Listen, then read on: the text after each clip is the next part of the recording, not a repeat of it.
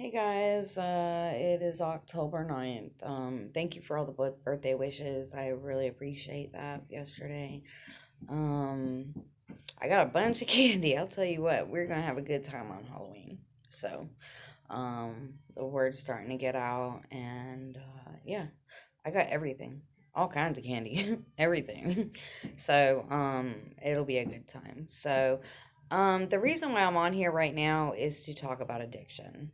I'm a recovering addict, and I have been sober for just shy of a year. I had to leave Florida because I was very ill. I actually grew up in Providence until I was 12, moved down to Florida, and came back up here a year ago. So, um, family things didn't work out. Unbelievable.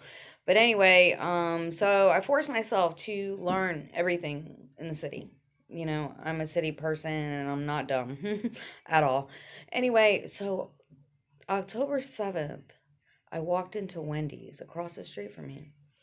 And there was some commotion by the bathroom. So I put on my camera. I'm like, oh, what's going on? You know? And it was actually someone that I seen on the floor, passed out in between the toilet and the wall, with the needle on the floor. Uh, it really hit home. It really hit home.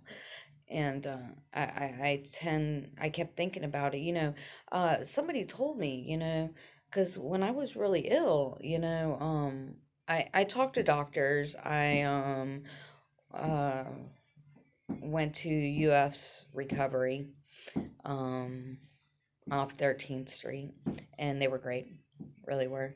And the doctor tells me it's a form of suicide when you shoot up. I'm like, really?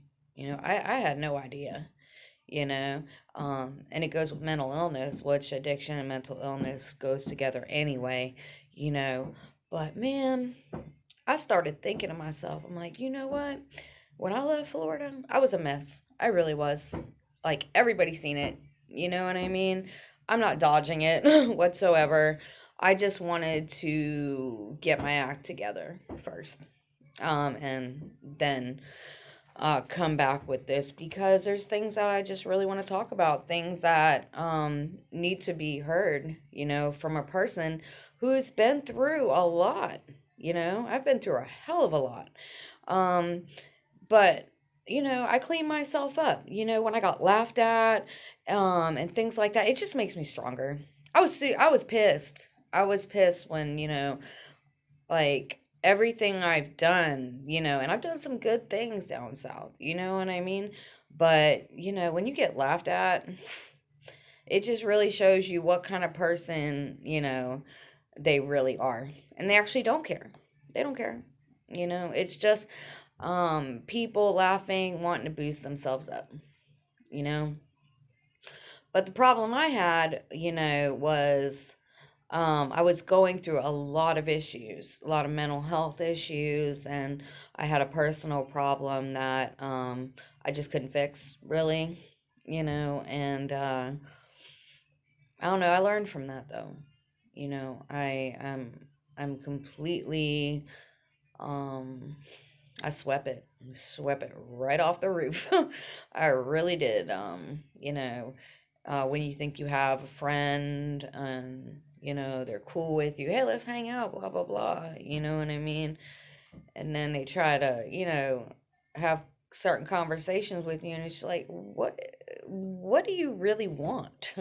Why am I feeling used here? So, but it's okay. I'm clean and I'm proud of myself, so whatever. I don't care. So I came up here and it was very hard, the snow, like everything, but I kept going. I kept going. I kept going. Did not use drug test after drug test after drug test, because I put myself in a program, and I feel great. Now I'm on my own, and I have a roommate. So, it's tough, guys. It's really tough. Um, Just sometimes when you think you've got it, you know, you could fall off in a New York minute. And it's scary. And you have to keep that in, the front of your head and the back of your head. Like, I personally can't use, you know? Um, I can't use it all. So I changed completely. I'm a total different person, on top of, dealing with mental illness, which half the battle I did, I just quit using things like that. But then, I'm like, oh gosh, the problems, the hurt, the pain, the memories all start coming back. And you have to deal with this sober. You now have to I'm almost out of time here, so I'm going to do a second video. But you have to learn to be a new person. To be continued.